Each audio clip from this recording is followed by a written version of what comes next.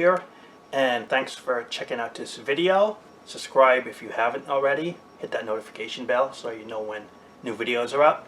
And yeah, I know I haven't posted in a while. It's because, well, with everything going on and working and trying to build up incomes in these tough economic times, it's like this channel is on the back burner of things to do because it's just, you have too many priorities doing other things. Plus also sometimes I just don't have topic ideas I really want to talk on, because some of the stuff that I see in other channels, it's so like trivial that it's just a news topic for the day and then it's gone, and then it's like irrelevant, like of some channels I follow. And I never want to really make videos that are just so in the moment and then it's just like forgotten about. I don't know, maybe it's just my personal view on videos. I try to make it more lasting. Like reviews can last a long time, especially if no one ever seen a figure or that comic before and they want information. So I guess my format's a little different in like what ideas do I really want to talk on that are still going to be relevant a month later, And so that's some of the stuff I process of trying to figure out videos and things like that. And also just overall being busy and figuring out, okay, what channel ideas can I do at the same time. Before I get into this video, which you could tell on the topic is WandaVision and my review of the season, I do want to bring you to some real world news. I saw a documentary recently that you should check out. You will not find it on Google. You will not find it on YouTube. You have to go to duckduckgo.com and type in "Once Were the Living." It's a 2-hour documentary, and the title again is "Once Were the Living." When you see this 2-hour documentary, it's an eye-opener. Not only did I watch it, a couple of days later I watched it again, and I could even watch it a third time. It has such replay value, and it shows you what is really going on in the world. And I gotta tell you, it's like it's been said, the real world, what's behind the scenes going on, even as we speak, is far more crazy than any science fiction you will ever read about. It's far more mysterious, it's far more relevant and crazy and even bizarre. So you gotta check that documentary out. 2 hours long. Now let's get on to WandaVision. Season 1, 9 episodes. Some people were disappointed. I liked it for what it was, I have to give credit where it's due that they took some daring chances. Like the first 2 episodes were almost completely in black and white, no color almost. And to be that daring in today's world, to expect the young people who have never grown up on black and white television shows to sit through a black and white television show twice for a half hour each, that is very chancy that they would do that. So I gotta give them credit. And I gotta admit, I liked episode 1, that 1950s black and white feel. I could have watched the whole WandaVision season or 2 just on that era, just on that feel. When you look back at the old black and white stuff, they had recreated that sitcom as good as you could imagine to the old stuff. You see, even the stuff back then, you had stuff like what? I Dream of Jeannie, you had Bewitched, where you had like a person, even though it was color, okay, some of those, but you had on those sitcoms a person with magical powers or abilities, hiding it from their neighbors, and the plot lines. And that was just like WandaVision episode 1 and 2. of hiding their secret powers from the community. So I kind of like that. I like that theme, that series, how it was going, and it built a mystery. And then what we found out, again, spoilers in case you don't know it already, is it really wasn't Wanda and Vision. They shared the story, but it really was about Wanda and her story. Not so much the Vision. It was her story, and it was about her. And I kind of figured out in the middle episodes about the plot that it was about her loss. It was about her life being destroyed. Everything she knew was taken away, and she retreated into a fantasy world with her powers. And so she was dealing with the hardships that she had endured. And we never even knew how much she lost as a character until you watched the series. And you had a couple of standout things, like those scenes where Wanda and Vision were at the Avengers Mansion in the bed talking. And then especially episode 9, when what Vision represents to her. I mean, man, that's the emotion of why people are fans of Marvel, and why some of those heartstrings lacked in the Zack Snyder DC films. Did you feel any attachment to Lois and Clark in the Zack Snyder universe that you had felt in those moments between Vision and Wanda, like in episode 9? You know, it's that emotion that I didn't see in the Zack Snyder films. That's just my opinion. And it's that emotion that really connects with the audience with the Marvel stuff. Like in Endgame, when Thor met his mother and Tony Stark met his father. You know, that's how it gets into you as a comic fan. And that's what you want to see. And that's what the DC films under Zack Snyder lacked, in my opinion. A little off topic there. Back to WandaVision. So we find out the White Vision appears, which I never expected that they would do that. And so the White Vision appears. I never expected that. And I know people were upset or didn't think it would go well, but I found it interesting they would turn him into a bad guy, which he never was in the comics when he was the White Vision. And then we see him fly away, and we don't know what the hell's going to happen to the character in the future. But I don't think he's going to be a bad guy. And then we have the Vision and that whole ship of Theseus idea. And that was a really relevant point about who is the true Vision and who is not. So either they're both the Vision or they're both not the Vision. So that was good discussion there.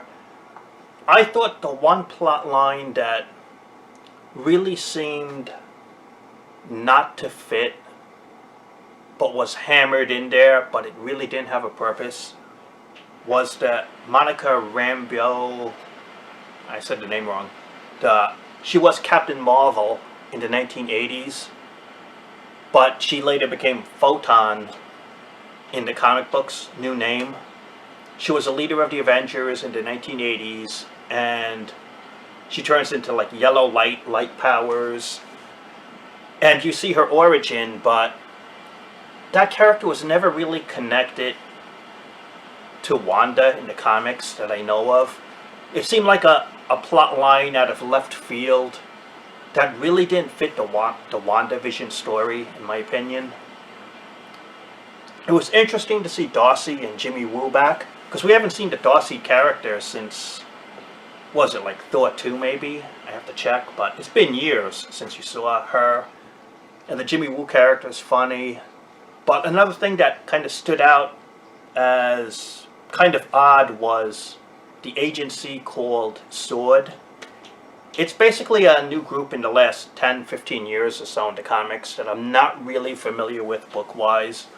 But Sword is a more like outer space alien threat, kind of like S.H.I.E.L.D., but it was never, I think, fully explained or really characterized what Sword would be about in the MCU. It just appeared out of nowhere, really, and I thought it needs further expanding, further explaining that, what is it? Is it the remnants of S.H.I.E.L.D. reformed? Is S.H.I.E.L.D. exist in any form whatsoever at this point? What is the truth of the matter? We need to know more about this organization. Hopefully in the other Disney Plus series or the MCU movies, but now that it's been introduced, we gotta see more of what they are about, I thought. It just didn't seem as developed as it should be, the Sword Agency. And then, and again, why didn't they just name drop Nick Fury at the end? Instead of calling him like the big man or the guy upstairs and stuff like that, you should just name dropped Nick Fury wants to see you. That would have been a much better appeal at the end, I thought. And then Wanda, she finally gets called the Scarlet Witch, and she gets her, in my opinion, best costume. Throughout all the years of the character, this is her best costume at the end that we see. And the vibe I get from it is, it's reminding me of Dark Phoenix. In the comics, she had a breakdown, and then she created House of M, and she lost control. Became, even in the John Byrne run, she became bad. And it's like, you could see she's turning to the dark side as a character. She is becoming a villain with her power. Which reminds me of the Dark Phoenix story. Only the X-Men tried it twice and it didn't work to get over with people. Don't do that plot in the X-Men movies ever again. It failed twice. No need for a third time.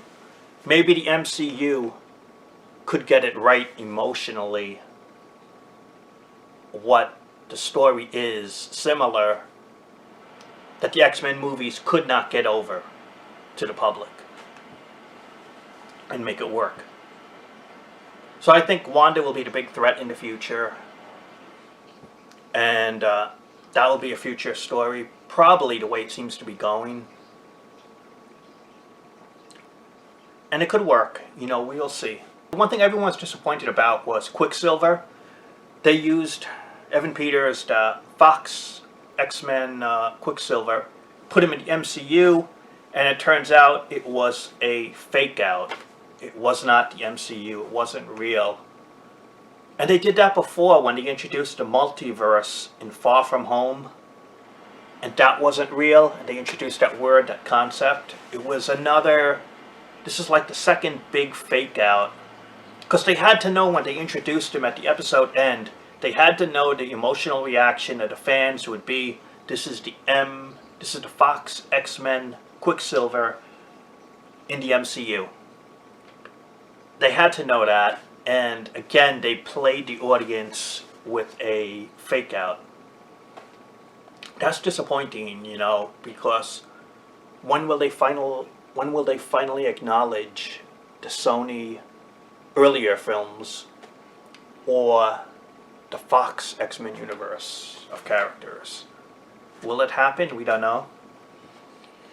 If anything, we learned Wanda and the original Quicksilver are mutants, because she was born with her power, and that makes her a mutant. And we've not had characters before that had their powers naturally. So is Wanda a mutant? in the MCU? It seems that way because the Infinity Stone only enhanced her power, but it did not give her power, and that is a big difference. So it's a very subtle, a very sly way to introduce, hey, Wanda is actually a mutant in the MCU. And so overall, and you got to give credit to Elizabeth Olsen. She did a fantastic job because she had to carry the series as the lead actress, the center role, and she did a good job. She made you believe that this character is real. Whereas some actors like Ryan Reynolds, in so many movies, he just plays himself. He's not playing the character. He's playing himself. And there are other actors that we know that they're not playing a character. They're playing themselves in every movie. The personality is the same, how they act, and they're just playing who they are. They're not playing a character. And I don't like that. And you know who those actors are. But with Elizabeth Olsen, she is playing the character. She's not playing herself. And that's the difference in acting. That's an actor. That's an actress, okay? And she did a good job.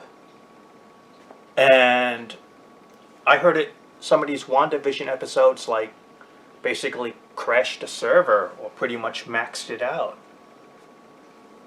And it was the talk of the day. So I think overall it was really good. The one thing that I kind of thought that kind of lacked was when you've seen The Mandalorian has almost a movie feel to it, like a big budget scope. And the WandaVision, it didn't feel as epic in scope like The Mandalorian, where you're almost watching a movie. It felt like you're kind of watching a TV show quality, but just a little bit better. Whereas Mandalorian is almost movie quality in terms of how it feels. And I thought, that's a big difference. So now we're going to get the Falcon and the Winter Soldier. I think that will bring more of the MCU feel that we expect in this universe than WandaVision had. It's going to be more like what we expect the MCU to be. And so that's my thoughts on it. I do want to bring up some other topics about streaming and about Star Wars in my next videos. So thanks for watching, everyone. Subscribe if you haven't. Stay safe, my friends, and I will talk to you later.